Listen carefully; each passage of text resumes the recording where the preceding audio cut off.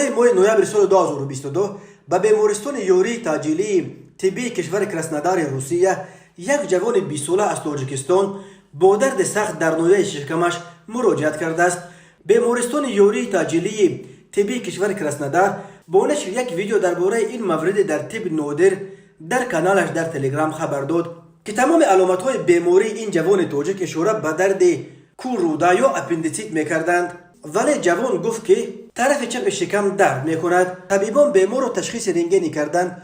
اوزی هم تصدیق کرد که او به درد اپندیسیت گرفتار شده است، ولی با یک فرق: اعضای بدن این جوان تاجیک از جمله کورودا، خیچک و جگرش برعکس جایگیر شدند.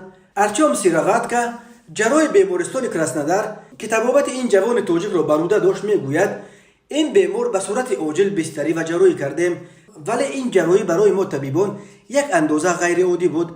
آن کاری که ما در وقت جراحی معمولا با دست راست انجام میدادیم این دفعه مجبور شدیم که با دست چپ اجرا کنیم. به صورت عموم جراحی اپندیسیت یک جراحی عادی است و عملیات اپندیسیت جوان تاجیک نیز خوب گذشت و کورودای او را بریدند و او الکی شفا یافته از بیمارستان نیز جواب داده شده است. ولی ارتیوم سیرواتکا میگوید که او بار اول با چنین مورد غیر عادی روبرو شد.